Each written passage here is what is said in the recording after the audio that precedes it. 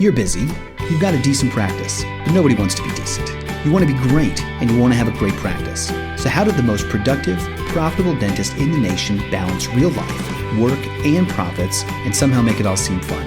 Well, it comes down to simple, everyday practices. So grab a lunch, join us as we chat with top clinicians and influencers to discover their formula for uncommon success. Are you ready? Then it's time to explore everyday practices.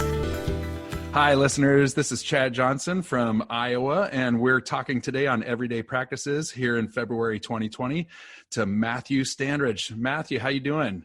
Doing well. Thanks for having me. Excellent. Now, so on the phone call today podcast, we've got Regan Robertson. Regan, how you doing? I'm feeling healthful today, Chad. Thank you for asking. Wow, healthful. And why?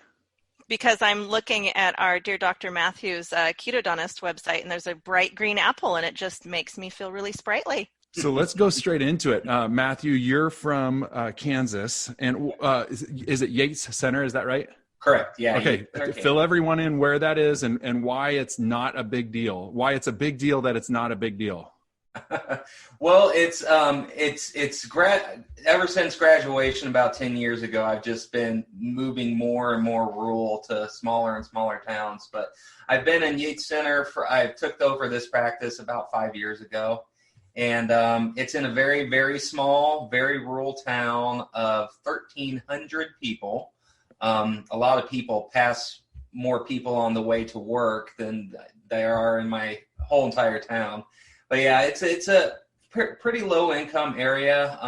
Median household income is about $30,000, and but we've been able to have a very up to date practice and very thriving practice, and we're actually making plans to relocate to another building so we can grow and go from 4 ops to 7 ops, and so yeah, it's very small town, and there's no town around us. Over half of my patients drive over 30 miles to come see me, but no, it's been a wild ride, and we just keep growing. So if people know, it's kind of between Wichita and Kansas City, a little bit south of I-35 for those Midwestern people, between Wichita and Kansas City, just so you have a reference point. All right, Regan, what's up? Sorry. Southeast corner-ish, Yep. Are you planning to, when you relocate, are you going to stay in your community, or are you going to go that 30 miles out?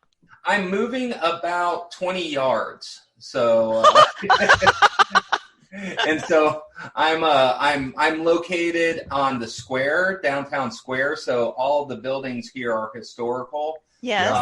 And so I'm moving basically to the next building over. It's just. Do you think your patients will follow you? Yeah, it's no, a risk. It's just a joke. Yeah, it's I'm a gamble. just playing around. You might have to put big signs say walk 20 yards this way. But so I'm looking at the town square, and we have a ton of these. Basically, the county seat in every county in Iowa, all 99 counties of Iowa. Is that the courthouse in the middle, or what is that for you guys? Right smack dab in the middle. Yeah, yep. They still have this old courthouse. It's beautiful. And, it is. It's pretty cool. It looks just like every small town in Iowa. No lie, if that's not a pizza shop at the end of that street. I'm looking on Google Maps right now, in case any of the podcast listeners are wondering why in the world it seems like I'm driving up and down the street. But I'm just on Google Maps, like the street view, and looking at it, Yates Center, Kansas. So just having fun looking at that. That just looks like every small town. Yeah. Now, where are you originally from? I actually grew up in another small town about 30 miles away from here. Called Eureka, and that was where my first private office was at. Okay. Back in 2012. So I'm from the area. Yeah. Here. Gotcha. And where did you do school? UMKC. Okay. So tell us about, you said you've been practicing there in Yates Center for about 5 years. How long have you been out of school? 10. Okay. And I started off in public health. Was working outside of St. Louis for a while, and then got back to Kansas, was working public health there, and that got my foot into the door of starting my own practice back in my hometown of Eureka in about 2012. So tell me, how was your journey for the Academy of General Dentistry fellowship that you achieved, the FAGD? Yeah. Well, I had this harebrained idea that I was going to get my fellowship 5 years out. And so I was going to take over 100 credit hours a year for the first 5 years. And I did that, but I couldn't make the award ceremony. And you can't get your award without going to the award ceremony. You have to be present. You have to be present. And so I took the test and all that stuff, but we also had our first daughter, Hazel, first and only right now, daughter Hazel, in June, the same month as the award ceremony. So I had to postpone it till the next year. So 6 years out, darn it. You made the right choice, Matthew. Right, yeah. Oh, yeah, sorry, hon. I know you're, 37 weeks pregnant, but hey, I got to go to Boston to, get it. So where was your year that you got the convocation? Actually, I said Boston. That's where I went to. Okay. I forget where it was the year I was going to go. So yeah, there was a town that we didn't want to go to. My buddy and I were trying to finish after dental school, classmates. There were 3 of us, and 2 of us were wrapping up at the same time. And we wanted to hit Nashville because we were like, that'd be so much fun. And there was another city, and I won't, demean it or anything like that. But we were looking at another city. We were like, we can't go that year. It'll be there. And we were like, we don't want to go there. And Reagan's really cautious right now, hoping that I don't say the city. But it's not Altoona, Iowa, so we'll just say that, So tell me, like, about the teaching that you do. You do that specific to orthodontics or orthodontics and other stuff too? Yeah, right now it's specifically to orthodontics. I do my own course that is geared towards diagnosis and digital workflow for ortho, and how to incorporate it into your practice, and basically the mechanics of it, because I also teach part-time with Garrity Orthodontic Seminars out in Tulsa, and we teach more of a comprehensive. And it's been around for 4 decades. Big Bob Garrity started it back in late 70s, I think. So, but there wasn't anything that was really just fundamentals. That's why I created my course, Ortho Fundamentals, or Ortho Foundations, because you go to a lot of these different places trying to teach you their system, their quick braces, 6-month treatment, aligner therapy, whatever, and they Invisalign assist. Right. And they teach you how to submit cases, and this is what crowding looks like, but then the actual mechanics or diagnosis or treatment planning of things really falls short. And so that's why I created mine, was to kind of bridge that gap and kind of act as kind of a launching pad to open people's eyes to ortho, what's available, all that stuff, the different modalities, and then whatever resonates with them, give them avenues to kind of help steer or direct them towards whatever fits best with them. So Matthew, I would love to paint the picture kind of for our listeners with you. You're a bit of an enigma to me. You kind of you have a little flavor of our Bruce Baird in that when you talked about getting out, and you've only been in practice for 10 years total, right? That's right. It. Yeah. And throughout that time, you've managed to create a flourishing practice in a very small town. And there's so many directions I want to go with this. I do want to know, how did you pull those patients? How did you get that recognition? And did you take over a practice, and were you really good at holding on to those patients? There's got to be a bit of marketing flair that's involved in this. Yeah, so that's a great question. So my first practice I started in my hometown, and people knew me because in a town of 2,500 people, everybody knows everybody. And I started my first practice there in 2012, and then in 2015, I bought this practice. And this practice had been, the doctor had been here for about 30 years. And he had a very kind of just laid-back practice, still had analog film and all that stuff. So it's kind of dated, but it was clean practice. He did good work, but just didn't really do anything substantial as far as extensive treatment planning or anything like that. And so with going through all the education, advanced education and stuff, I brought a lot more service mix. I decided multiple offices wasn't for me. Mm-hmm. And so in 2017, I closed my first office and merged the records with my current one.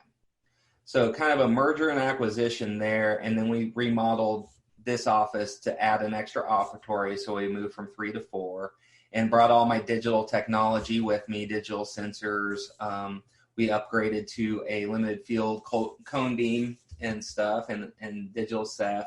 Mm-hmm. And then we've just started been adding stuff ever since with that, adding sedation, adding, we do Invisalign, and we also do our own aligners. I have my own 3D printer. This year we added a mill. Oh, what fun. And stuff like that. So it's just a big part is marketing, but then also really expanding service mix and just kind of treating right and becoming the place to be known for. If you need advanced care and you want quality, this is where you go. So. Wow. So I think that in that, I mean, it's clear to hear your passion for the advanced service mix and bringing in some of the latest and greatest technologies. I would love to be a fly on the wall with regards to your team. I bet they get excited about it. I was spying on you a little bit with your website, and what was really fascinating to me, and now on the other side to learn that you've only been doing this for 10 years, is that you've been pulling in some features that I've not seen dentists who've been practicing for 20 years. And one of them that I noticed that just caught my eye was you run your own health and wellness blog called Ketodontist. Right.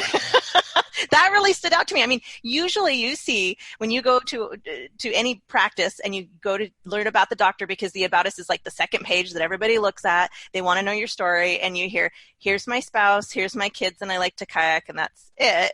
Right. But this is inviting them even deeper into this conversation, and it goes down the road of, education. And tell us about Ketodontist. How did that get started? Why did you start it? Great question. So I battled obesity ever since I was a kid. I grew up morbidly obese, and I lost weight in high school when going low carb. And I lost about 130 pounds in high school. My offensive line director and coach did not like that, but I felt a lot better with it. And I kept it off through college until dental school, where I started incorporating stuff back in. And between stress and alcohol of dental school, I packed on the pounds again, and I kept them on. And then with stress of ownership and everything, about 2015, I peaked at about over 360 pounds. And we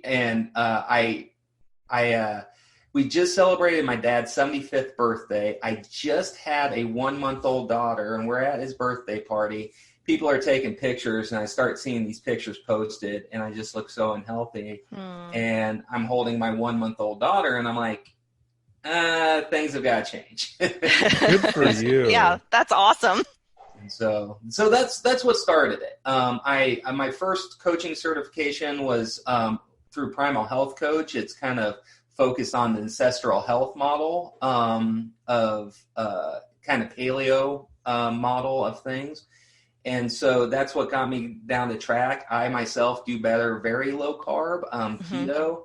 And because of that, my wife nicknamed me the Ketodontist. And so it was her? Yeah, it was her. That's not my brainchild. That's her. She gets credit. And so I started a blog, and then I started a podcast to help me keep track of my journey. And then it also gave me an outlet to reach out to people, and I've been able to discuss health and nutrition with some amazing people, some real heroes of mine, New York Times bestselling authors and stuff like that. So wow. It was really cool to do, and also track my weight loss. So people who have been tracking me know that I've lost about over 100 pounds, and over congratulations, by the way. Thank you. Yeah. And now I actively coach people myself, and through a group called Keto Gains, where we run keto boot camps. What? Keto Gains? Yeah. Yep. And so, yeah, got my little Keto Gains mug here. Nice. So can listeners get more information when they go to ketodontist.com? Okay, they can get the access to the gains as well. I think it's a very important point to bring up, and it's awesome that you shared, your journey in this, because stress is no stranger to dentists in particular, but even those who work around dentistry. I think I've gained 24 pounds. I've been with PDA for 10 years, so that's fair to say. So, and I did the roller coaster of getting in really good shape, falling off, and then going back up. But I think it's it's a living, breathing thing, just like who we all are. And the fat cells, they don't go away, they just shrink. So it's something to kind of stay on top all the time. And it's sounds like a great resource. So that's nice that you're doing that for patients and for fellow dentists also. Did you say that you were in the football team in high school? Right. Yeah. I was O-line. That's all I did, because I was strong side tackle, because I had a lot of mass that was hard to move. So that was about it. Well, I noticed that you also do well. It told me that you're kind of used to the coaching mindset, and anytime I've met people who've been in sports, I didn't play sports. I was a band nerd, so I was participating at the games in a different way. But they tend to get into this mindset of continual improvement. And I was wondering if you'd be open sharing, because it sounds like you are a coach to dentists, you help dentists, but you also engage in coaching for your own practice as well. Tell us a little bit about how that works. Yeah, so I truly do believe that the best coaches have coaches themselves, and not just have been coached, but they're actively being coached at least periodically. And so and I've been through some consultants myself. I've invested well over $150,000 in my own just personal, coaching, consulting, development, and all that stuff. And so I really think that to be the best, you do have to have some level of coaching. Like I said, at least periodically, and at least kind of getting freshened up and stuff. So yeah, it's been great that I love being able to coach and guide people myself, but I also know that a lot of these things, like, so for a practice, for example, because I do more health-wise and I do a little bit of coaching on ortho, but one of the nice things I like about coaching when I'm coached is that it takes stuff off my plate. It frees up brain space that I don't have to worry about as much. I just have to act. If folks, like, if I tell somebody, here's your meal plan, this is what you need to eat and all that stuff, if they dedicate that can be very liberating, because then they don't have the decision fatigue of, what do I do? Right? Oh, there's a reason. You know what to do, just go do it. There's a reason why Mark Zuckerberg wears the same thing every single day. Exactly. Yep.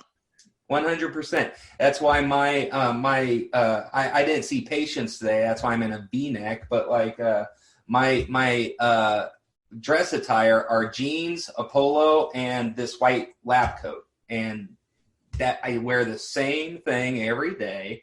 Reagan knows I pretty much wear the same thing all the time too. So in fact, I just turned 40 in November, and for 10 years I had been wearing the same thing. And I was like, I think the next 10 years I'm going to wear something different. But so I just switched. And so it looks like I'm switched. The polo has gone away, hasn't it? Yes. Except for when I travel, they travel really nicely. Oh, okay. Yep. I'm wearing untuckets. Yeah. The untuckets are great too. Yeah. They look very nice and tailored. I've heard good things. There once was a dentist who wore untuckets. I'm not going there. Well, now there's something that rhymes with Nantucket. So, all right. So let me ask, how did you get plugged in with PDA, and what did that look like for you? Productive Dentist Academy for the non-PDA people going, PDA, whoa, what? Yeah. Well, it's funny. My wife is about to start working with me again. She was staying at home for a few years, staying home with Hazel, but now she's going to be going to kindergarten. she's joining back up with the practice. So I will. So wait, is she a dentist, or is she like, does she work admin? What does she do? She works admin. She's front office, scheduler, and financials and stuff. Okay, sorry, I interrupted your story. Go back to it. That's all right. So, so I joined up with PDA because I had just gone through quite a bit of changeover in with my team. And I knew what I wanted to do. Like I know the direction I wanted to go and everything. And I just needed help facilitating that. And I reached out to PDA. Well, I mean, I listened to your podcast. I listened to Bruce's podcast. I'd known about Bruce and had studied his stuff for a while.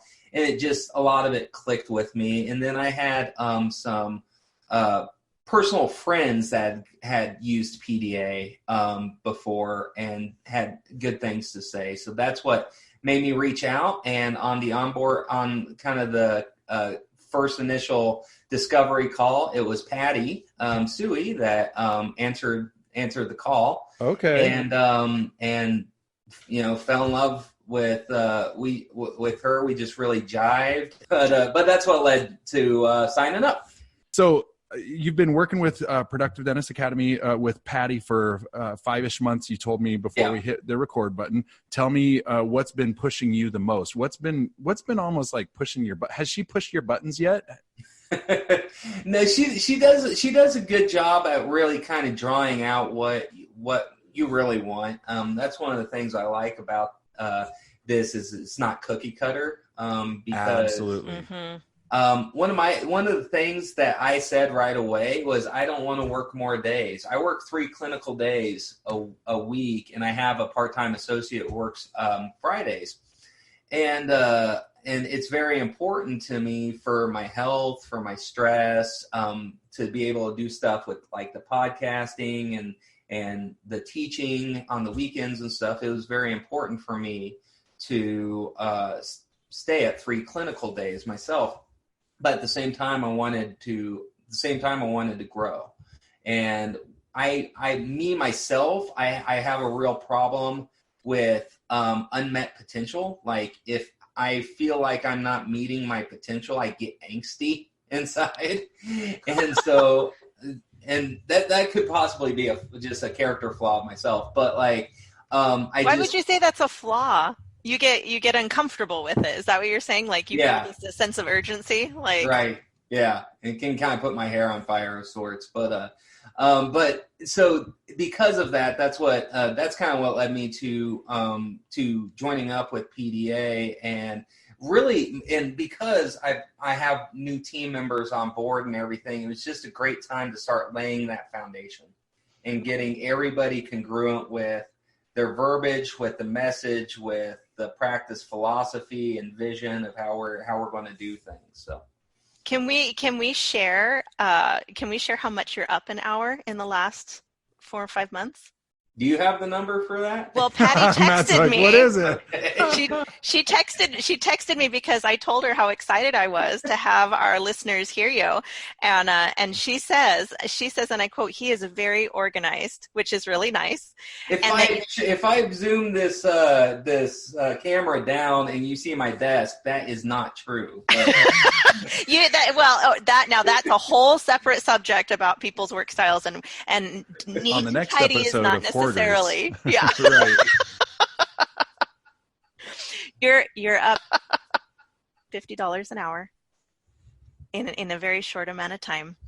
And I would be very interested to hear as your coach, what your coach would say to that. But from my perspective and just hearing this, there is an amount of discipline that does have to go into that. And so discipline and organization can go hand in hand, and they can often look like each other as well. So I think what I'm hearing is you want to get those things out so that you can work the system. Right. Has Patty been helpful to you in that way? Am I hearing it? Absolutely. Absolutely. Okay. And not just me, but also getting the team to gel together. Like in my head, I knew the risk factors.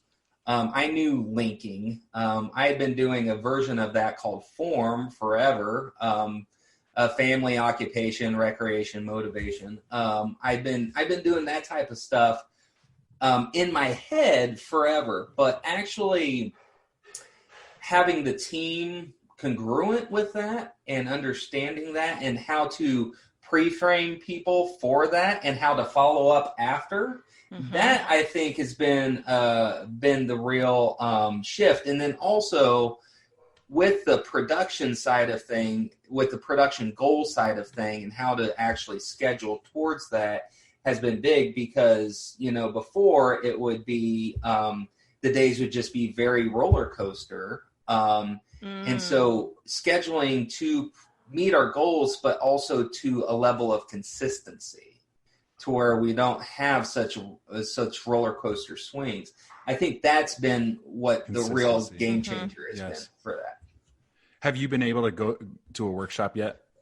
Not yet. No, I wondered, but I was just really excited. I'm just like, man, putting it all together with your team at a workshop would be so cool. What was the M? Family, occupation, recreation, motivation. I wondered. I was just like, no, that can't be. I didn't remember if I remembered it right. Motivation. So, when in essence, what is their motivation for their life, or even for dentistry? What sets them on fire? You know, what are they passionate about? Yeah. Yes. And then you could do education and then delegation. Oh, stop. You totally could. You're right. It would be formed. No, but speaking of delegation, so tell me, are you a fan of delegating, or like, do you find that that it's hard for you and yet you still do it? I mean, because some people, for example, they find it tough to not eat the cake, but they still don't eat the cake, right? Because you still want cake, but you know, you have to make a decision ahead of time. You know, if I have a slice, it's going to be a quarter of the size of a slice, or I'm not going to have any at all, even though I tell myself I should have another one, you know, stuff like that. So with delegation, how does that work in your office?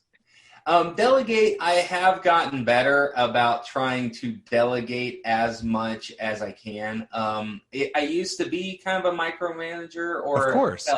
felt like I was the only one who could do it, but I've really made the conscious effort over the last few years to really let people kind of take ownership in certain roles and everything. And I've also been, you know, whereas I was spending so much time on the front end, investing in myself, investing in my training. Now that you had I'm trying to, I still invest a lot in myself, but invest more in the team.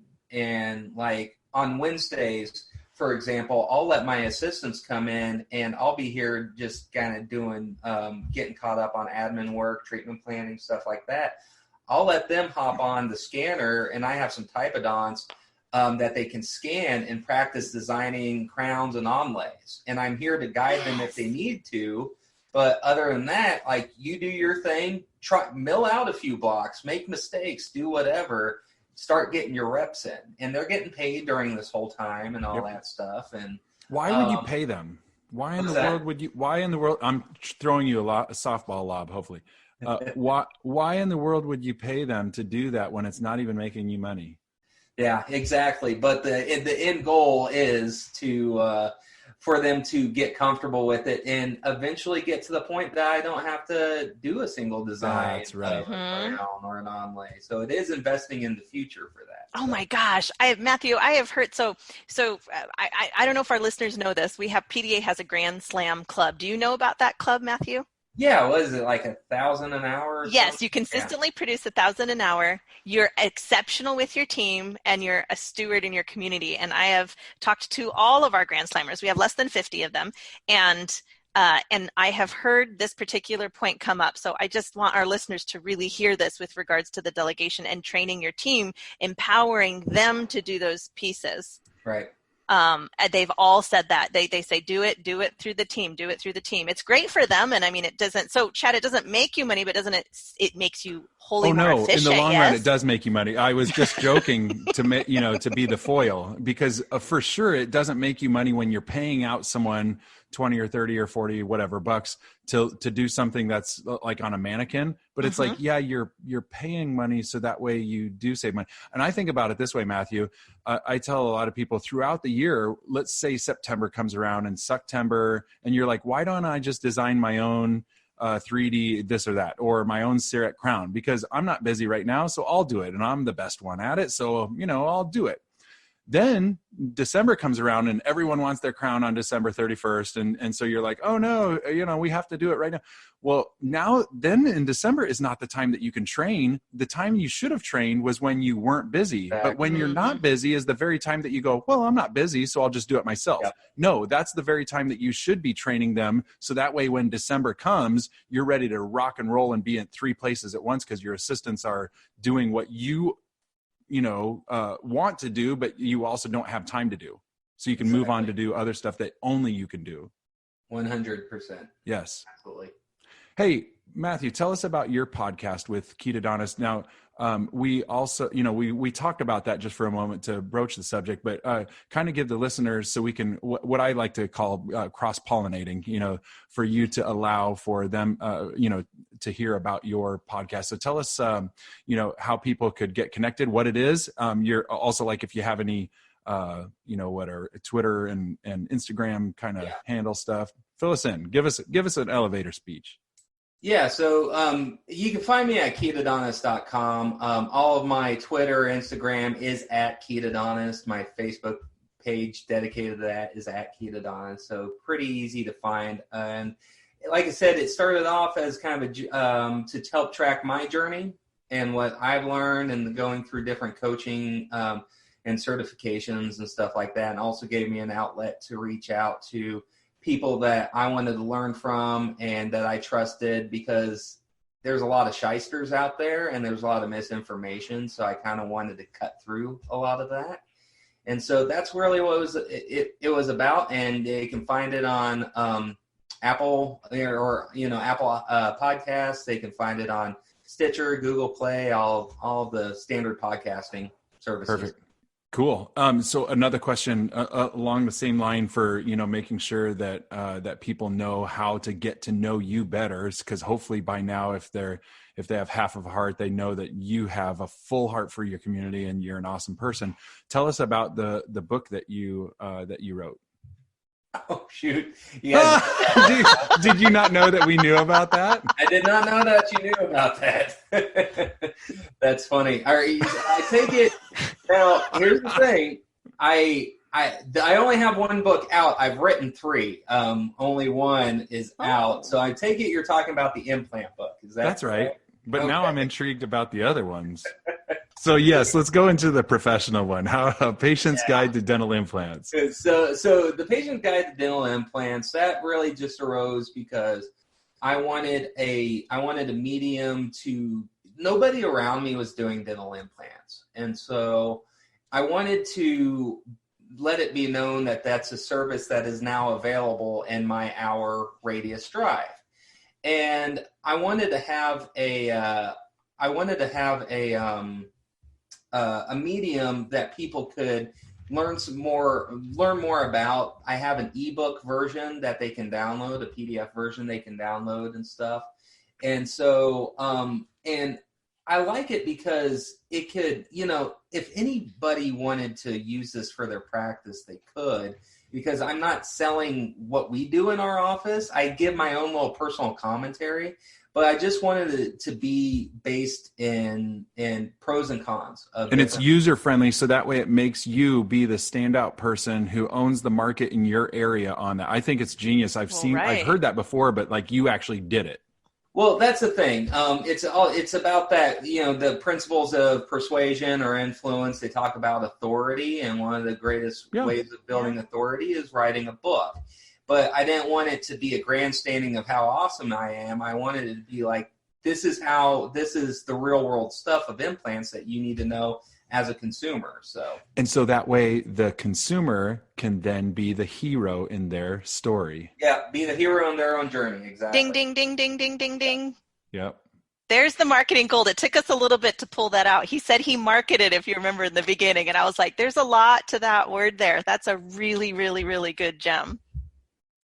Yeah, so that's the big thing for me. And then also I'm getting more into landing pages and ClickFunnels and stuff on directed marketing. So we have an ortho mailer, because where I'm at, mailers still work.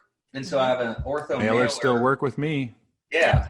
So it's dedicated towards ortho, but I created a landing page specific to that mailer, so that way, just like we have tracking numbers with mailers, I have a dedicated website for that mailer that I know if people come from that website, they learned of it through that mailer. Do you track your own marketing, or does somebody from your team do it? Well, I track the mailer company that I use, Yes. MVP Mailhouse. They have they have the tracking software, so I get pinged anytime that somebody calls and if an appointment's set up and all that stuff. So we set it up in Open Dental that we can track that, where that's referred from and all that stuff. Just a plug with PDA marketing too. I just got off my phone call before this podcast with Jenny, and she had us at either 5 or 6 to 1 on our ROI for postcards, mailers. And we've been doing it now for a year and a half. And so there's consistency with it, but not bad production when you're at 5 or 6 to 1. So really way to go, Jenny, and way to go, PDA marketing. Mm-hmm. What's that now, Matthew? Everybody talks about digital, but where I'm at, postcards, having something physical still works really, really well. Well, I think it doesn't need to be mutually exclusive, right? Yeah. No, I think getting a strategist involved to tell you for your specific area, because in some areas it just kills. I mean, it really does very, very well. In other areas, it takes a little bit longer to get started, and then in some, it's not the right choice. So yeah, and that's another thing that brought me to PDA was that because you guys do your own marketing and everything. Mm-hmm. Right now, I'm using a different mailers because that's what we decided on exclusively. But as we grow and our marketing budget grows, and we bring back on more stuff like radio, possibly TV, stuff like that. That's why that's another reason that drew me to PDA. So that way, when we can start incorporating that an advanced marketing side piece to things, working with someone who also knows that. So, switch a topic, Matthew, if you don't mind. Favorite book in the last year? You do a lot of self progress and whatnot, so it doesn't have to be a self-help book, but what's been your favorite book this last year that you'd like to share? One that had been sitting on my nightstand for a while, and I finally got around to reading and finishing, was Mindset by Carol Dweck. And absolutely loved it. It really goes into fixed versus growth mindsets.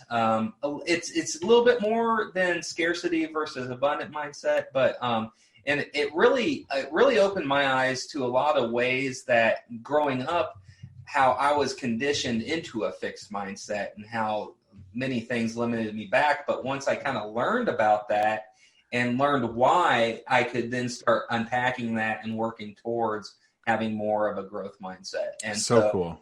I've heard that more than one podcast. I should start a tally now. The mindset. Yeah. That book specifically. Yes. Yeah, I started using the word mindset. So I think it's taken me almost a decade to get to that point where I'm realizing a shift in mindset really goes down the chain. It's kind of like learning that to change your attitude, you can't really change your attitude. You're kind of hardwired into those things from a young age. You have to change the behavior to then get to the attitude. I'm going to read that too. I think that sounds really interesting. I've got Matthew, I've got one wild card for you before we've held you longer than agreed. But we've talked keto, we've talked the mindset, how you've applied this all. You got homesteading on your site. What is that about? Do you want to be a homesteader? Are you a survivalist? It's something that I'm interested in because I believe in sustainable agriculture, and I believe in doing things that kind of rebuild the environment versus breaking it down. And so I'm not like a homesteader or a prepper or anything, but I am interested in that. And also regenerative agriculture, using livestock in a holistic way that helps heal the land and all that stuff. And where I'm at our house, we have 13 acres that we're starting to work with. And so I have a little bit of room to play. I have a subset on my website to do that because it is something that I have been learning about, want to grow into, and so I figure that'd just be part of the journey that I share with people. So prepping teeth by day, prepping his family by night. Right. So next year we'll have you back, and you can tell us about your homemade soaps, There you Salsa. go. salsa. We should ask the question, there's Chad. nothing that prepping do more than soap and salsa. I don't know. All right. So as you know, Matthew, you've listened to our podcast, and so we have a question for you. Mhm. Do you even know the answer before we ask? Oh yeah, Come on. eggs. Eggs. Eggs. So we know there will be chickens on your 13 acres. Absolutely. Yeah, that'll be the first thing I get. Absolutely. Farm fresh eggs, you can't beat them. So Is bacon keto though? oh, it is. And But you're- I still love the taste of eggs, and there's so much. They're like little nutrition powerhouses. Absolutely. Don't get me wrong. Choline and stuff. So I love bacon. Don't get me wrong. And we even have a sign in our kitchen that says we like bacon and maybe 5 people. But in our kitchen about bacon. But when push comes to shove, eggs. Nice. Well, very cool. I do have hope my bacon socks on today, Chad. You do? I do. Hey, can't you get have my to show leg me up after. here Yeah, this exactly. You'll high. have to show me after we hit the unrecord button. But Okay. so to all of our listeners, thanks so much for joining us with Matthew Standridge today, DDS, FAGD, and powerhouse of prepping all things preppable. And Matthew, thank you so much for joining us today. Thanks, guys. Appreciate it. Yep. And Regan, thanks for joining me and Matthew here in the Central Time Zone. Always. It's been my pleasure. All right. Until next week, everybody, y'all enjoy the rest of your week. Take care. Bring your lunch or take us to the gym again next week to improve your everyday practices. Also, subscribe on iTunes, follow us on social media, and sign up for our email list. Now get out there and win with everyday practices.